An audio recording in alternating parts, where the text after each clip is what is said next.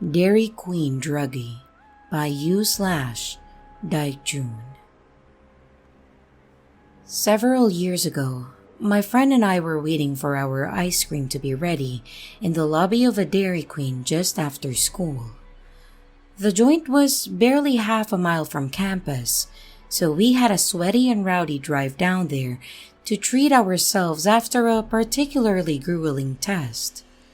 An older dude, scraggly and poorly put together, was wandering around the lobby as well, clutching his receipt in a balled-up fist. There was a hole in the front of his shirt, so large that I kept getting a peep show from one solitary old man nipple. My friend and I, both petite, fair girls, 15 and 16 at that time, took notice of his odd behavior immediately. And then we scooted closer together on the exact opposite side of the lobby.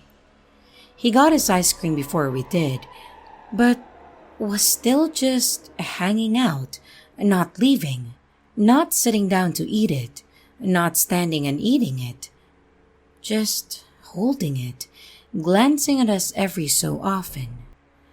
We watched as his rapidly melting ice cream dripped down his knuckles and onto the tile floor as he looked us up and down.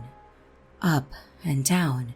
He licked his lips and it was like he had drawn his tongue all the way down my spine, and I shivered like I had stuck a fork in a socket.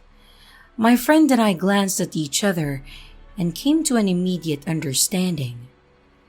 Her fingers brushed the back of my hand, and I twined them with my own and held on tight. I dug my keys out of my pocket and clicked the unlock button several times rapid fire. Distantly, through the propped open lobby doors, I heard my little Honda give a cheery chirp. We were called to the counter and picked up our ice cream. And without even stopping to grab napkins, we turned and started power walking towards my car, hands still joined. He followed us immediately. "He's following us," my friend barely managed to whimper, and we picked it up to a swift jog. Bastard was quick on his feet and his ice cream was gone. Where did the ice cream go?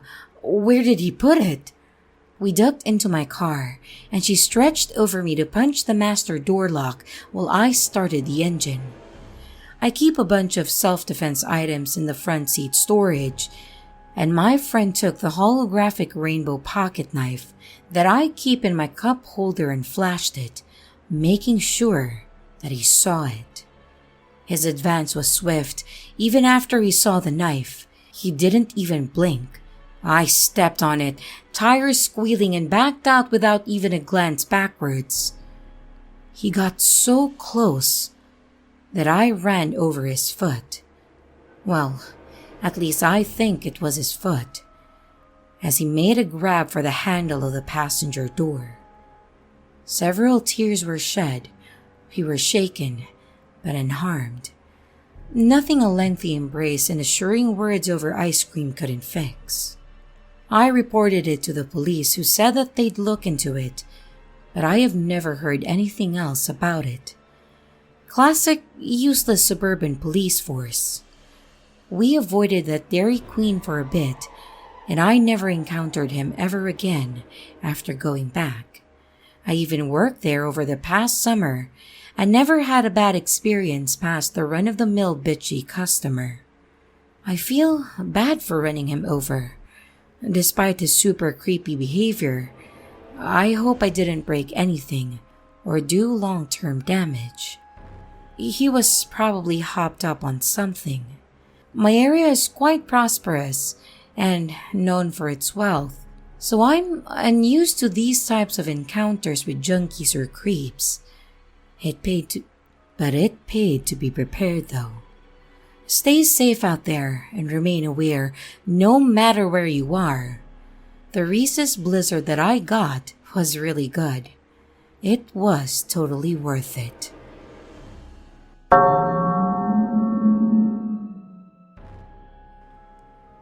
I'm confident that I would have become a missing persons case. by Excuse You What? To better paint the picture, here's a description of myself at the time of this incident. It was around 3 years ago. I'm a 5'5", 26-year-old woman, medium-length bleach blonde hair, curvy, 175 pounds, wearing black high-waisted tights and a pink crop top. 3 years ago, I was walking home late at night from my friend's house. It was dark, and at that time, I lived in a rough part of a large city. I've had many sketchy situations that I have gotten myself out of. So, I guess I felt sort of invincible, like nothing truly scary could happen to me. When I walk alone, I always stay very alert and aware of my surroundings for my own safety just in case. About halfway home and roughly 10 minutes to my apartment, I noticed a van started tailing me. I was used to this since in my city, it's very common for a young woman in a rough area to get propositioned for sex. It's embarrassing how desensitized to this I was, so I did my usual and crossed the road so that I would be walking beside the traffic heading in the other direction. I wasn't scared, just annoyed. The van then turned down a side street, then back onto the road that I was on, and pulled up to me. At this point, I still wasn't scared. Again, this has happened so many times, and it never mattered if I was wearing something that showed more skin, or if I was wearing a winter coat zipped from just below my chin all the way down to my ankles. That area is notorious for that type of activity. I decided to be firm and told the person sternly that I'm not interested. I noticed there were 2 men in the van. They looked almost identical and may have been twins or brothers. Both men had very, very dark complexion, dark eyes, and short dark hair. And the van didn't move. I was super annoyed and crossed the road again to get away. And at this point, I figured this would be enough for them to stop following me. Well, they didn't. They kept circling back every time I crossed the road, and I've never had to put that much effort into getting a horny pervert to leave me alone. So this is when I started feeling unsafe. They zipped by me at the speed the traffic was flowing in, and I yelled for them to fuck off. I thought it finally worked. It had been 3 minutes and I hadn't seen the van, so I thought I was in the clear. But just in case, I pulled my phone out and was getting ready to call my sister that I lived with. But just then, the van pulled up to me very quickly, and before I could even blink, one of the men jumped out of the van, opened the back door, and approached me quickly and in an aggressive manner, as if he was about to scoop me up and throw me into the vehicle. The traffic in that area is very inconsistent. It was dead, and I imagine that is what they were waiting for. Just as the man was about to place his hands on me, I tilted my phone and said, "You're being filmed in my live video chat. I gave my friends your license plate number, and the police had been notified." I was so scared, but I didn't let that show. I stayed as calm as I could. The man paused, like he was considering if I was bluffing or telling the truth, so I tilted the phone more as if to give the fake audience a better look at him. He then jumped into the van and they sped off. I have never been the same since that night. I'm afraid of walking alone now, even in the daytime. So stay safe out there. 2 creeps in a van. Let's never ever meet. And I hope karma finds you both soon.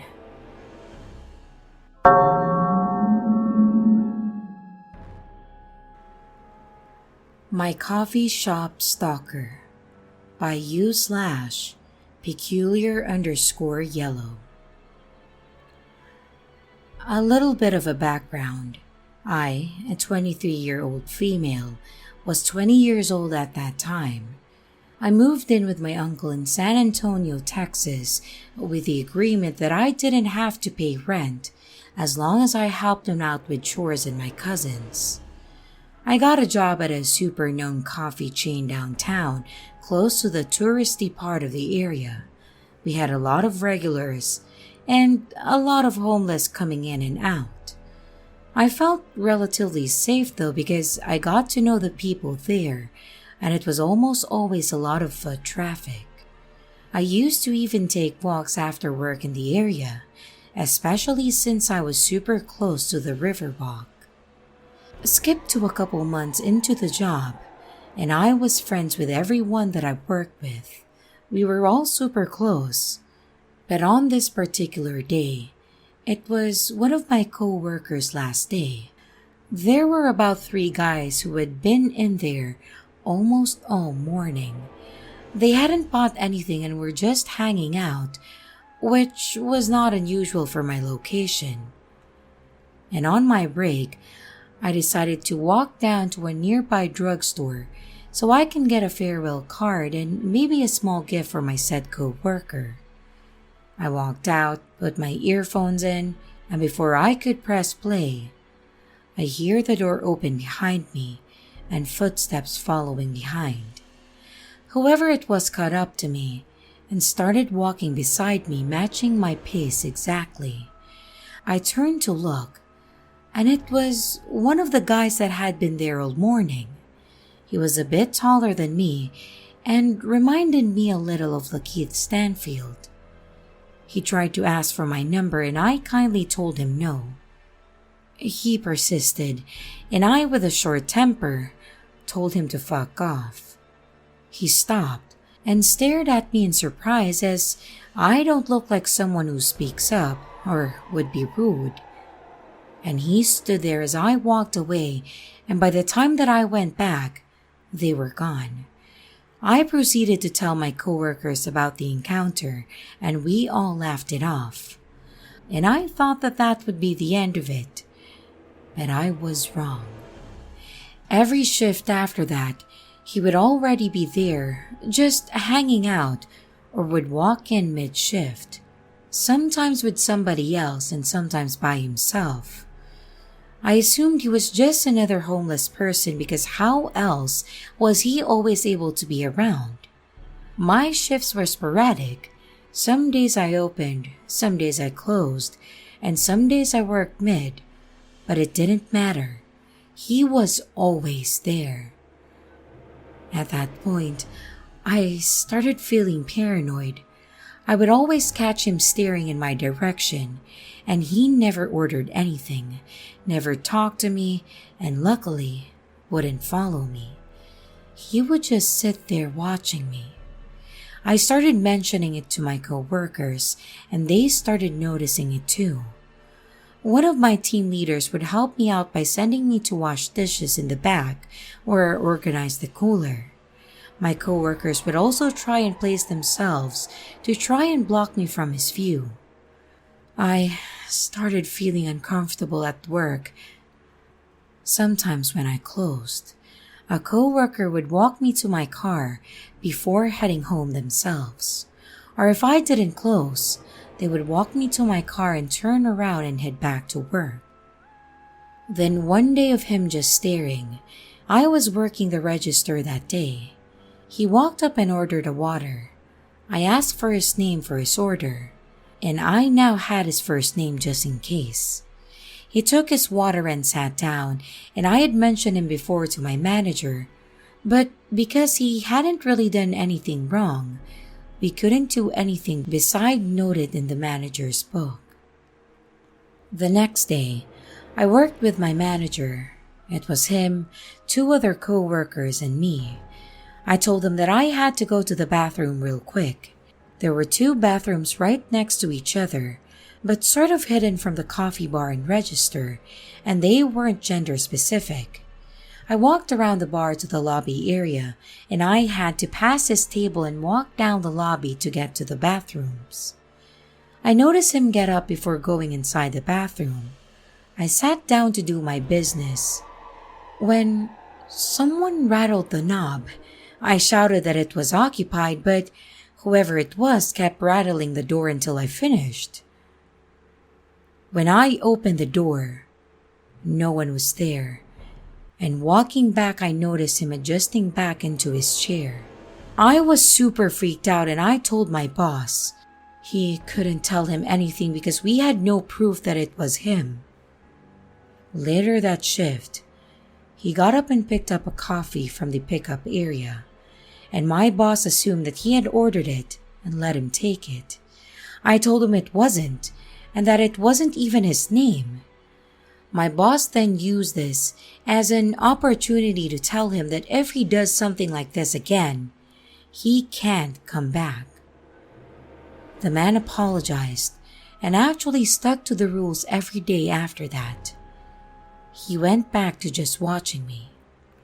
Cut to Valentine's Day, one of my team leaders and I would be scheduled to work certain Thursdays after close to deep clean the store. We would stay until 1 a.m., and this was one of those Thursdays. We were almost done and I had to clean the bathrooms as one of the last chores. I finished, and as I walk out of the bathroom, I see him peeking in with both of his hands pressed to the windows, eyes wide, just staring at me with this super intense look. I froze for a second, just staring back.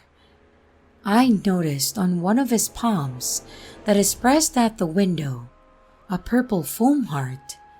He doesn't move at all. I freak out and step into the bathroom. I shout, "Hannah? Hannah! He's here! He's back!"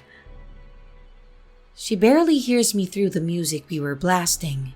Hannah was the team lead who would help hide me from him, so she knew the huge fear that I had towards him. She walks towards the bathroom shouting back, "What are you saying? What's going on?" And as soon as she gets close, she sees him. I told her again, "He's here. He's watching me." She started shouting through the window, "You need to leave. If you don't leave, we're calling the police." I step out a little to see if he'll leave, and he's ignoring her. His eyes were fixated in my direction, and I step back into the bathroom, and my lead continues to shout at him to leave, and then threatens him with the police. About 5 minutes pass, and he realizes that I'm not stepping out until he leaves. So he does. The next day, my lead and I told my manager that I want to file a police report, and he tells me no, and to wait until he talks to his boss. He shows up again that day, but I was only there to talk to my manager and leave right after. And when I got home, a friend convinced me to call the cops. So I texted my boss that I don't care what he or his boss says, and that I am scared, and that I am going to file that police report. I dial 911 and I tell them a summarized version. They tell me that they were going to send someone to where I live to take the official report. The 2 officers were so nice and supportive, and I told them my whole story and how my boss didn't feel the need to get cops involved since I wasn't harmed. The officers told me that I should have called right away and defend me, saying that they can get him for harassment. I thank them, and they tell me that if he shows up to dial 911, so they can take him in for trespassing and harassing. I think that day my manager banned him and warned him because he never showed up to the coffee shop again. A few months later, when I was comfortable again with downtown, I went out with some friends to walk around. We were close to where I worked, and as we round a corner, I see him. And so I ducked into a little corner store and my friends follow. I told them that I saw him, and they kept an eye out. Once he was out of view, we left the store, and that was the last time that I saw him. So, creepy coffee shop stalker, let's not meet again.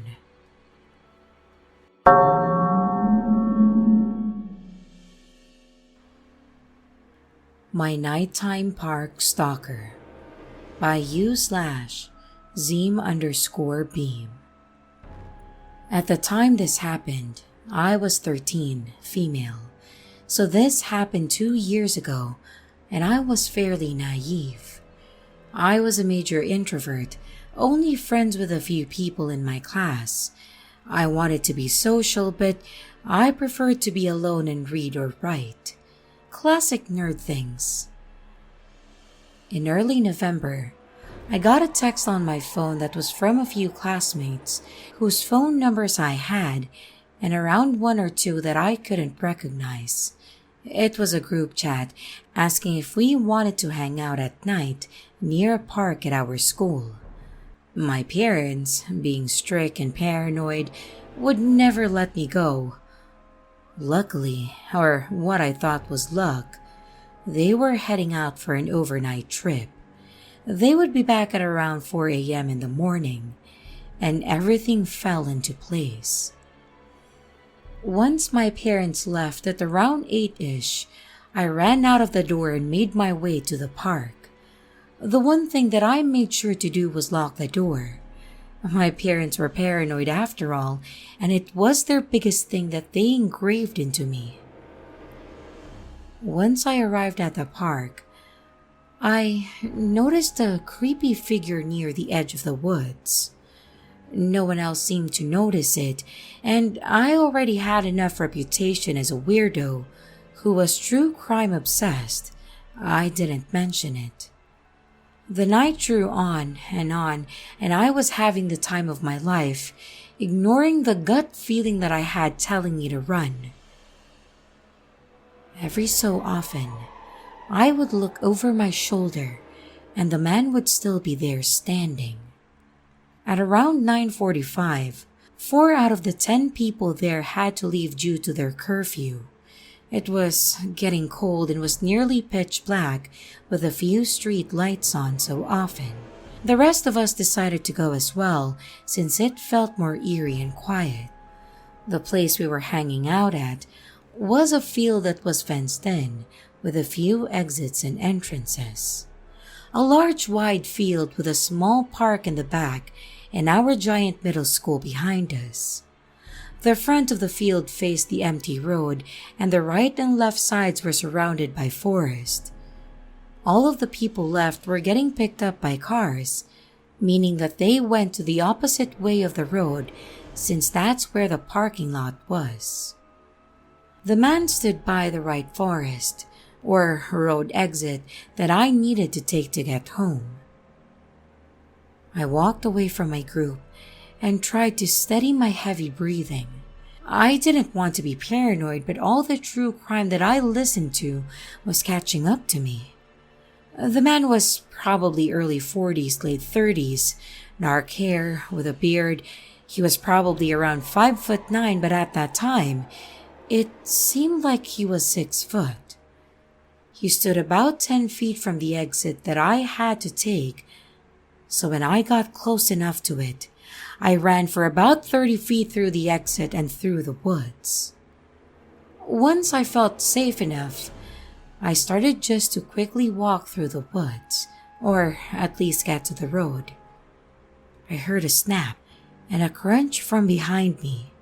I stopped walking for a second and quickly checked over my shoulder. Around 15 feet behind me stood the very same man. He was walking slowly behind me, almost as if he was trying not to be suspicious, but it only made my fear worse. I turned around and walked so quickly, I was basically jogging. I lived about 10 minutes away from the park that we had hung out, and I wasn't athletic enough to run home. After around 7 minutes of walking fast, I was in my neighborhood. I knew that I could run to my house if I had to, so I checked to see if he was still trailing behind me. and to my horror, he was only 5 feet away. I ran faster than I've ever ran, and I could hear his footsteps behind me thumping across the concrete as he ran too. I dove down an alleyway that I knew well and tried to lose him in a park, making my way home longer. I could hear his heavy breath followed by his footsteps as he tried to keep up. I cut through houses, backyards, and front yards, and I finally made it to my house, and I flew up the steps. I looked behind me, and he had just arrived at the bottom of my stairs. I unlocked the door and burst through it, shoving it close behind me, and I heard him hit the door with his whole body. I ran around the house and locked all the windows, turned off the lights, and hid in my bedroom with a kitchen knife, just in case he got in. He didn't, luckily. If this was a better world, that's where my story would end. But it doesn't. After a few months, I haven't really told anyone what's happened since I don't want to get in trouble with my parents for sneaking out or anything. I didn't go out with anyone or any group anymore, and my loner status returned. I began to write horror stories as a coping mechanism and never went out past 7 p.m. It was around February when a classmate of mine was sharing a story of some random man following her home on the bus. She described him almost the exact same as the man who had chased me home. Another girl mentioned that he sounded like the guy who stood outside the school and tried to follow her home. I didn't join in, but everyone agreed that he was just a weird guy. He was kind of forgotten, and eventually I moved on. Around May, I was getting ready to walk to school when my mom pulled me aside and showed me a picture of a man. The guy who stalked me, actually. She told me that he had been arrested 2 weeks ago for sexually assaulting a child and had escaped last night. She told me to keep an eye out for him and to call the cops if I saw him. I was shaking the whole time that I walked to school. It haunts me to know that if he had caught me, I would most likely be in her position, or even dead. So, creepy nighttime stalker who liked to hunt down young girls and sexually assault them, let's not meet again. Hello everyone, it's your creepy sister here. Thank you so much for watching the video. I really appreciate each and every one of you. But I would also like to thank my amazing patrons, my top tippers, and my dearest channel members. Thank you very, very much. I really appreciate it with all of my heart. If you want to support the channel further, you could also choose to become a patron, a tipper, or a channel member. But remember, it's appreciated, but never a requirement. I would also like to announce that we have merch now. The link is in the description of the video, along with all my other social media links, like my Discord server, Twitter, Instagram, and others. You can connect with me and send your stories there. And don't forget to like and subscribe if you haven't yet, and comments are highly appreciated. And remember, your fear feeds me.